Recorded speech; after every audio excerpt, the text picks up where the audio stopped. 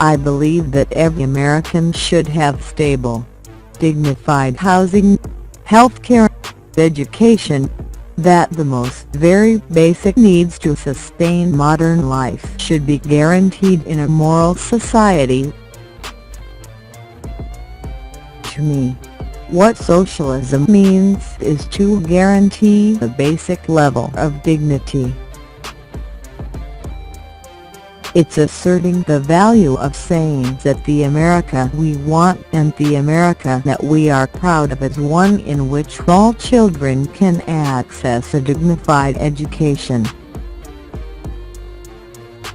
It's one in which no person is too poor to have the medicines they need to live. When we talk about the word socialism, I think what it really means is just democratic participation in our economic dignity and our economic, social, and racial dignity. It is about direct representation and people actually having power and stake over their economic and social wellness at the end of the day.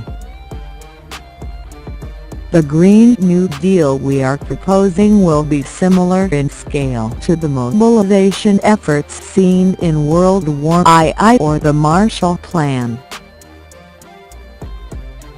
We must again invest in the development, manufacturing, deployment, and distribution of energy, but this time green energy. Healthcare as a human right. It means that every child, no matter where you are born, should have access to a college or trade school education if they so choose it, and I think no person should be homeless if we can have public structures and public policy to allow for people to have homes and food and lead a dignified life in the United States. Women like me aren't supposed to run for office. I don't think most of Congress understands how economics works. It's not just that I'm a woman of color running for office. It's the way that I ran. It's the way that my identity formed my methods. Before ICE, we had immigration and naturalization services, but it wasn't until about 1999 that we chose to criminalize immigration at all.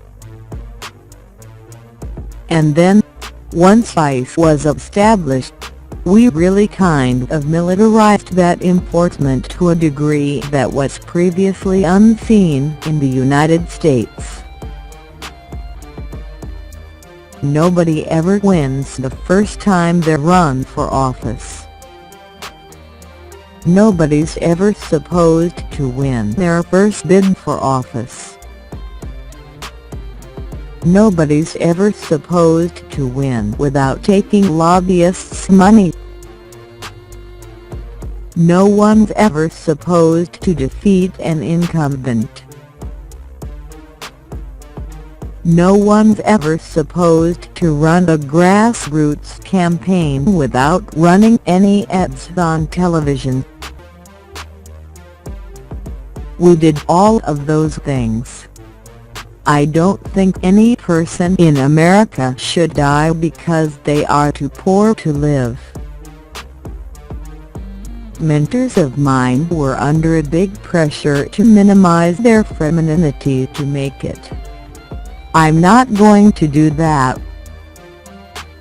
That takes away my power.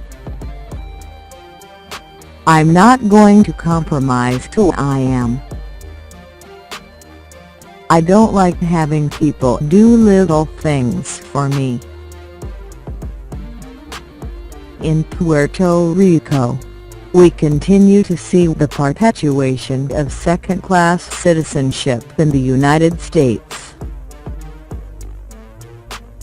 We absolutely do need to make sure that our borders are secure.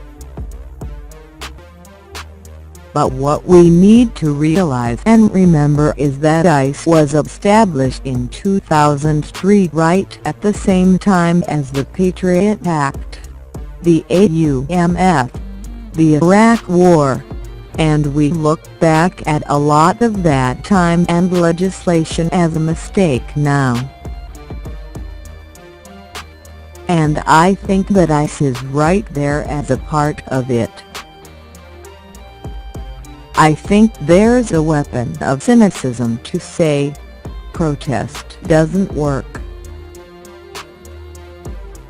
Organizing doesn't work. Y'all are a bunch of hippies.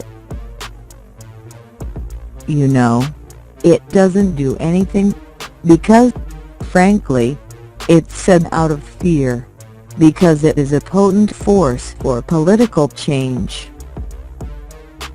For me, democratic socialism is about, really, the value for me is that I believe that in a modern, moral, and wealthy society, no person in America should be too poor to live. I do think that we have to have a secure border. We need to make sure that people are, in fact, documented. But that doesn't mean that we threaten people's lives. There's this false notion that you have to separate and choose between issues of class and issues of race. What people do when they say that you need to separate class from race is that they are really just saying that people of color should come second. If you're differently abled, if you're a person of color, if you express your identity in a way that's different from the norm, for whatever reason, there's an implicit bias where people, frankly, sometimes take you less seriously. Working-class Americans want a clear champion, and there is nothing radical about moral clarity in 2018. My mother cleaned homes and drove school buses, and when my family was on the brink of foreclosure, I started bartending and waitressing. What the Bronx and Queens needs is Medicare for all, tuition-free public college, the federal jobs guarantee, and criminal justice reform.